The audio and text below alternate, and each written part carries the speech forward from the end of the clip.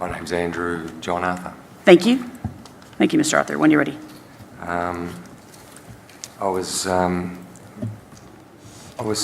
pleasantly surprised actually to see that the panel has looked at the implication of greenhouse gas pollution. But I looked at the report and I was quite disappointed to see that the panel deems that it's an acceptable risk for methane and GHG emissions. Acceptable risk. If we go back to the Paris Agreement, which is what Australia's commitment, it's a framework for all countries to commit to climate action and in an attempt to hold the temperature increases below 2 degrees Celsius, average around the globe. It set mitigation targets. Australia signed up. It has robust and transparency and accountability rules so that each country can have confidence in other countries' actions. It has a financial, technological and capacity building support system to help developing countries to implement the agreement, and this is all on the Department of Environment and Energy website, the Australian government website. So Australia set an ambitious target to reduce emissions by 26 to 28% below 2005 levels by 2030. So our government says it's an ambitious target. Our government also says, our federal government says we're on track to meet this record. However, if you look at the latest quarterly update of Australia's national greenhouse gas inventory, the one on the government website was in June, they've actually estimated our increase to be 0.7% the past year. 0.7% increase, so we're not going down actually. Now we've promised to reduce our emissions by 28%, and at the moment our emissions are going up. That 0.7% is actually disputed by a lot of scientists because of their land use calculations, but let's just go with that figure, 0.7% increase. So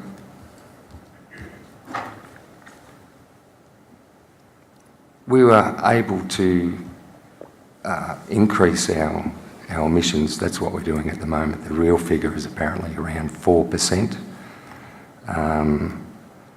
Because of this carryover factor at the Kyoto, where Australia was allowed to increase its emissions by 8%. Goes against what most other countries are committing to. So, an acceptable risk. I see that the panel has estimated the amount of greenhouse gases that the industry will produce in the territory. It's going to contribute around 5% of Australia's GHG emissions.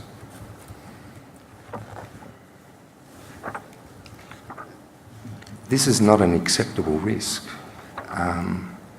This is a problem that's recognised. This is the foremost environmental problem that the world has ever faced.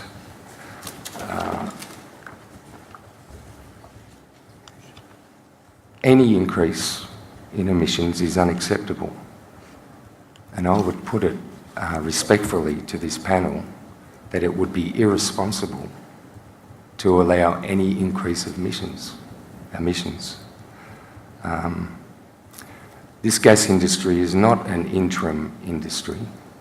We don't need it. We have technologies being developed, renewable technologies, and I would urge this panel to look at alternatives to gas, to shale gas. and to recommend that we do look at alternatives.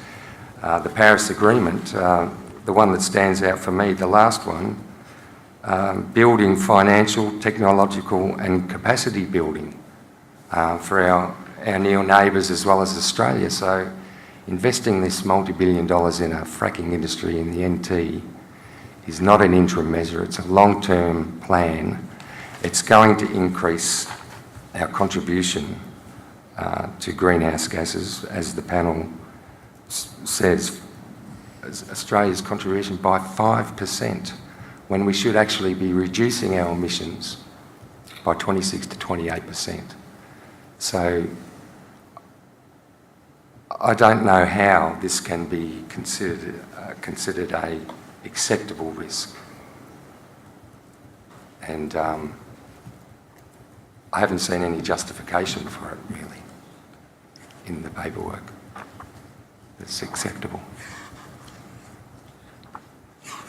That's the crux of my submission. It's short and sweet, but it's the big picture. Nonetheless important. Thank you. Thank you, Any Justice Pepper. questions? Yes, Dr. Beck. Thank you very much for your heartfelt expression of concern. It's genuinely noted.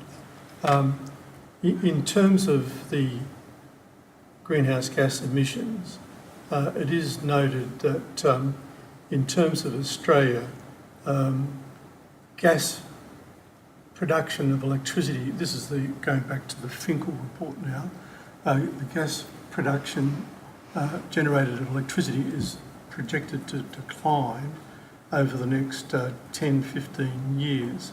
And in that time, it's noted that gas is going to assist in the transition to renewable energy, so that there's over that time frame, there's a reduction in coal-fired generation, gas, and an increase in renewables. So it's seen as a transition in the context of electricity generation. That's one observation. Another observation is that the estimate there is given in absolute terms, and Australia's obligations under the Paris Protocol represent aggregation over all forms of energy generation, which, as you would be aware, includes electricity generation, transport, industry use, agricultural use. Yes. So there are policy settings that the government are taking to ensure that the Paris Accords are met.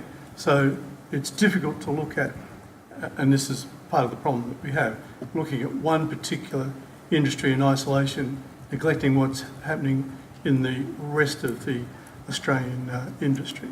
So it's a complex area, and considering one component, which we've done in isolation, does indicate that clearly, as you pointed out, it is 5% increase, but that's not it's not necessarily going to incrementally add to Australia's total production, because there are other policies in place that are looking at reducing emissions, including, for example, possible restrictions on emissions from motor vehicles, and the transition to renewables will also impact over that time frame.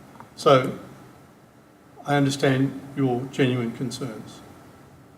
Yes, I'm pointing out though that there is no downward trend in Australia's statistics.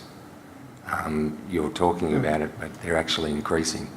And your point about isolation is important, because if there's other gas industries looking at opening up, not only in Australia but around the world, then that little bit, our little bit is acceptable here in the Northern Territory, this little bit's acceptable here in Nigeria, this little bit's acceptable, none of it's acceptable. We don't need to transition, we have the technologies. The use of this word transition to gas is simply a industry catch cry, and it's ignoring this big picture where we need to reduce our emissions. This industry will not reduce our emissions, and therefore I put it to the panel respectfully that it would be irresponsible to suggest that the risks are manageable. We don't need, we're talking sea level rise, we're talking cities disappearing, we're talking countries disappearing here, we're talking millions, perhaps billions of people without food. This is a big picture thing here, and this industry is contributing to our emissions where we should be looking at far more new millennium technologies. But anyway, any more questions, or because I know? Any more questions? Again, thank you very much for Thank you, attending Justice. today. Thank Thank you. you.